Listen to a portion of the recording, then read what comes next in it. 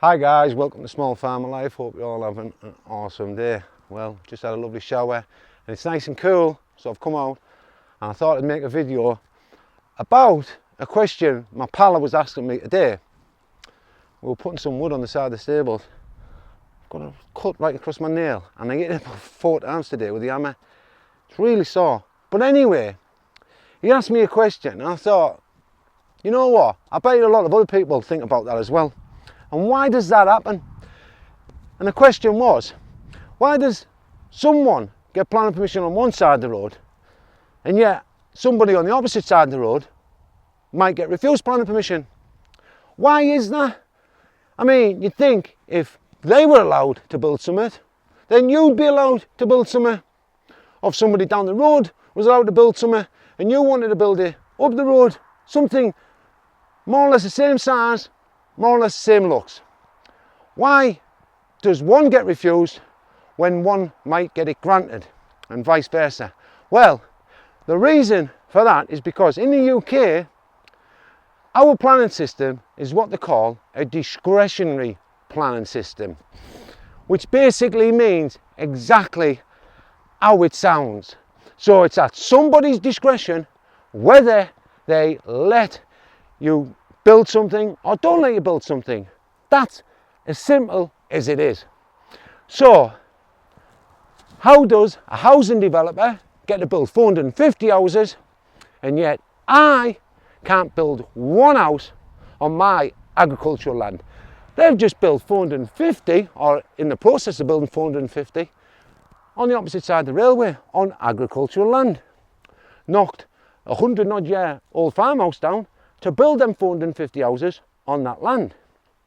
Yet, if I want to build one house on my agricultural land, right next to other houses, there's about 8 of them around me, why can't I be granted planning permission just like them?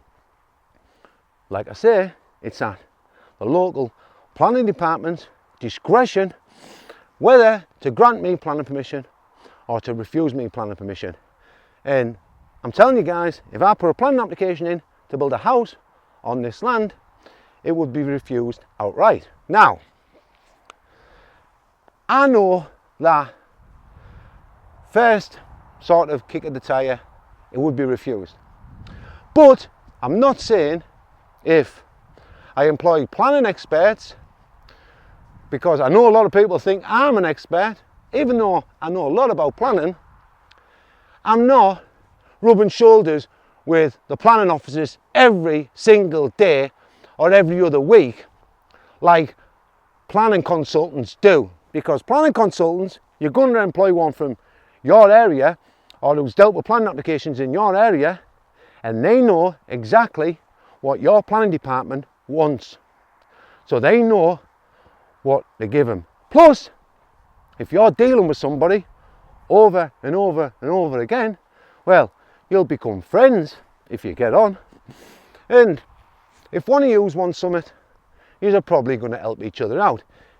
Not in so many words, but if somebody wanted me to do a job for them and I'd done lots of work for them in the past, I would probably help them out if they asked me later on down the road. Now, if you're working with a planning officer and you've worked with them lots of times in the past and they've worked with you, they're going to know what it takes to get a planning application through, and so are you. So you're not going to know how to appease the planning officer, and the planning consultant will. So the planning consultant knows exactly what the planning officers are like in councils all over the UK, because like I say, this is the discretionary planning system we're in the UK. Now, the reason this matters is, I'll tell you why, is because in other countries, they have what's known as a zoning planning system, like in America, in Germany. Lots of other countries have zoning planning systems, and certain zones will be earmarked already for planning. So, development land, growth land, there'll be protected land where you won't be able to develop on, or you'll have to put a full plan application in for that land. Then there'll be industrial land, agricultural land, and all these zones have been granted planning permission in principle. And what this means is that if the land's zoned, then it's relying heavily on the plan being a good plan and you following building regulations.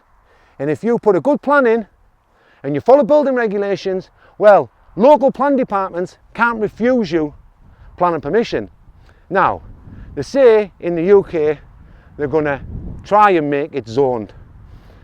They've been saying this for the last couple of years. This is the white paper the government have got on the table, but they haven't got it through for the last couple of years. And the usual suspects are up in arms. The people who live in the countryside, NIMBYs. NIMBYs, not in my backyard. That's what it stands for. So once some people get the right to live in the countryside, or they buy a big house in the countryside, they don't want other people to be moving into the countryside. No. And those people are up in arms saying, if we just let councils zone off land, then we'll be opening the floodgates for developers to come building on greenbelt and on greenfield land. This agricultural land that I'm walking on now is called greenfield. It's not really agricultural, even though that's its designated title. But across the field there and across the railway, that was agricultural land. That had a farmhouse on that land, 150-year-old, and they knocked it down to build 450 houses. So why should that housing developer be allowed to build on agricultural land, 450 homes, but I'm not allowed to build one home on my agricultural land? And that's because of the discretionary planning system. Now, if all of this land had been zoned for development, or I don't know what else I can call it, because I can't see them actually having a zone agricultural land and then you're allowed to put in just a good plan and abide by building regulations and let them, or then you can build on that land. I can't see them doing that.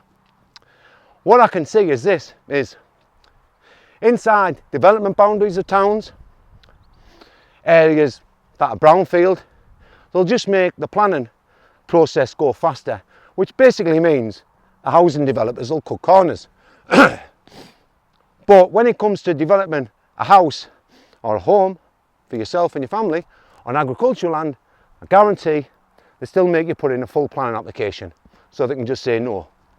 So anywhere that it's brownfield or inside development boundary of a town where the council have already said, yeah, you can build on there, but you better donate to the community. And this happens, so if a big housing development company wants to build 1,000 homes next to a town, and it's going to be in the millions and millions of pounds to build them homes and sell them off for 10s, 20s, 30, 40, I don't know, 50 million quid, they'll give the council £1 million towards, I don't know, schools or something, which they should anyway.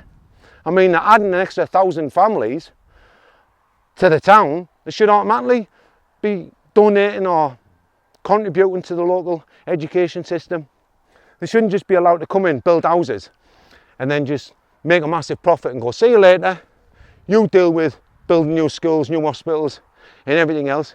But they should also let people who want to develop their own home do that. If they want to develop a home that's a small holding or on greenfield, and they want to start, I don't know, an eco off-grid home or something, leave a smaller footprint on the planet, that should be allowed as well. But I can't see it happening, honestly.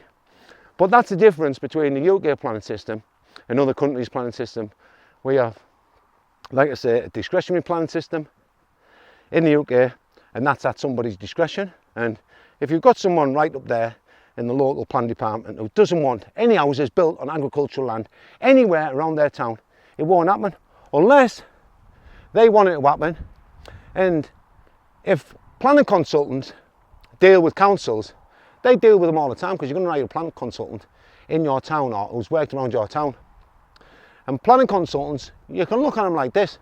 Anything a planning consultant knows, like information wise, you can learn that too online by reading national planning policy and local planning policy guidelines. But what they have over you and they have over me and everybody else, is they'll work with the council on and off, probably with the same councillors, or they'll watch councillors come up the planning department, say hi to them, and all that sort of thing. It's like you working with somebody, you'll become friends, and you'll know exactly what that worker, who's now your friend, likes to see from you when you're working, and you like to see from them when they're working. So imagine a planning consultant working with a local planner, councillors.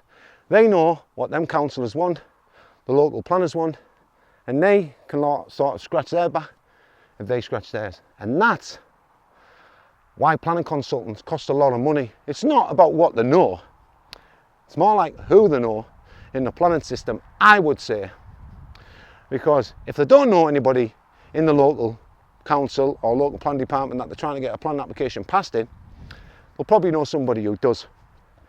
But I'm not saying anything shady goes on. You can make up your own mind about that. Anyway guys, my name's Craig, you've been watching Small Farmer Life. Thanks again to all my patrons, couldn't thank you guys enough. And YouTube members, really appreciate the support. Guys, if you've got any questions, got any comments, leave them in the comment section below. I'll do my best to answer them. If you like the video, hit the like button. If you want to subscribe, and you should subscribe, hit the subscribe button. If you want to be notified of more upcoming videos, hit the bell button. Make sure you take care of yourself. Most of all, take care of the family. Bye for now. See you.